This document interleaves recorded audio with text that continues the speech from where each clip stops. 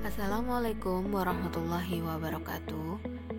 Semoga semua anak-anakku dalam keadaan sehat dan dimudahkan segala urusannya.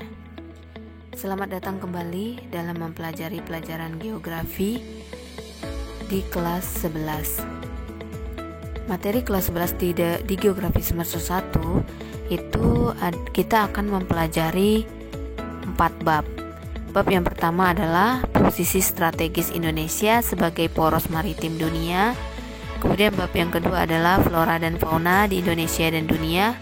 Kemudian bab yang ketiga adalah pengelolaan sumber daya alam Indonesia. Dan yang terakhir adalah ketahanan pangan, industri, dan energi. Nah, pada semester ini KKM yang akan digunakan adalah 78. Semoga kalian semua bisa mendapatkan hasil yang terbaik pada semester ini.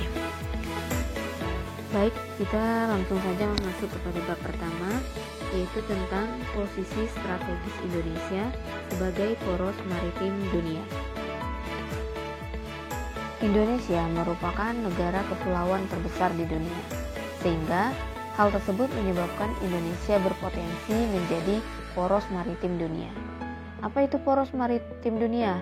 Yaitu sebuah gagasan yang strategis yang diwujudkan untuk menjamin konektivitas antar pulau, kemudian pengembangan industri, perkapalan, perikanan, perbaikan transportasi laut, serta fokus kepada pola keamanan maritim yang ada di Indonesia.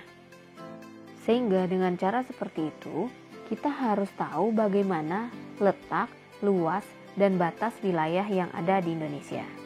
Nah, sekarang kita lihat yang pertama adalah letak, luas, dan batas wilayah Indonesia. Yang pertama adalah letak wilayah Indonesia. Pertama adalah letak Indonesia secara astronomis. Nah, kalian pasti sudah tahu bahwa letak astronomis Indonesia itu berapa? Karena waktu kelas 10 kita sudah mempelajarinya.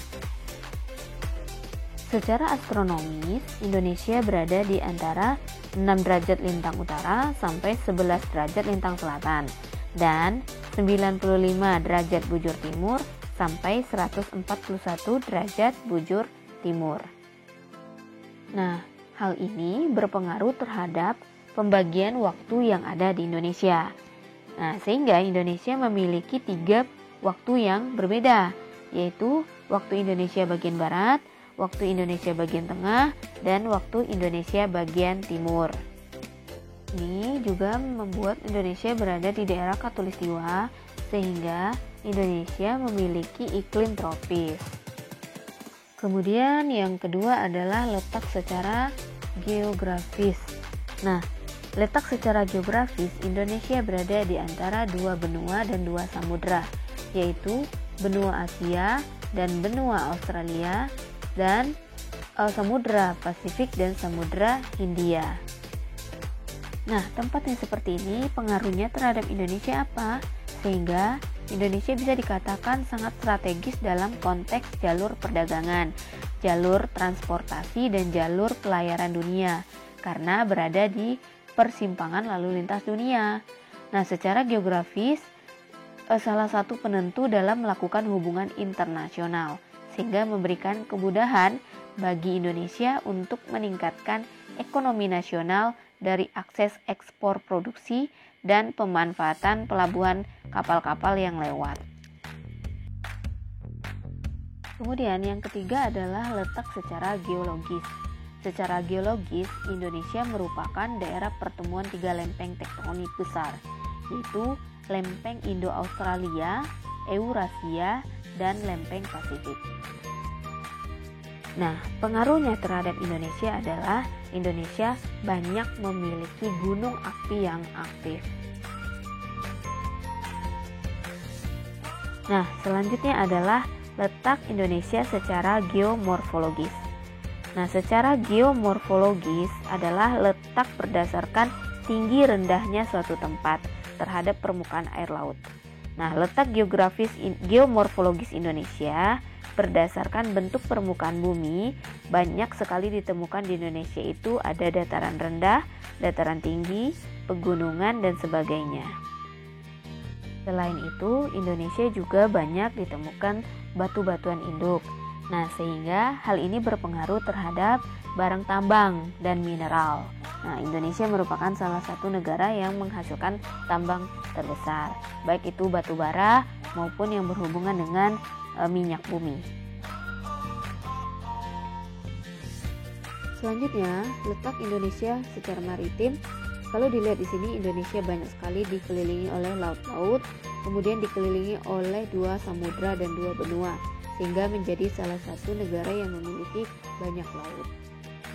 Kemudian selanjutnya adalah letak Indonesia secara sosiogeografis. Dari hal ini, dari gambar kita bisa melihat bahwa Indonesia berada di posisi silang karena berada di antara 2 samudra dan 2 benua, sehingga banyak sekali para pendatang yang datang ke Indonesia, seperti negara Cina, Eropa, kemudian negara Arab, dan sebagainya yang datang ke Indonesia untuk melakukan hubungan kerjasama.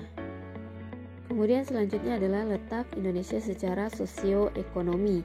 Nah, ini dilihat dari adanya hubungan kerjasama secara ekonomi. Kalau kita sering banyak bekerjasama dengan Cina, Bangladesh, India, dan sebagainya. Nah, ini adalah salah satu kunci untuk meningkatkan perekonomian di Indonesia. Dan yang terakhir adalah letak Indonesia secara sosiokultural. Nah, inilah yang menyebabkan Indonesia memiliki banyak sekali keberagaman kebudayaan yang ada di Indonesia. Selanjutnya adalah luas wilayah Indonesia.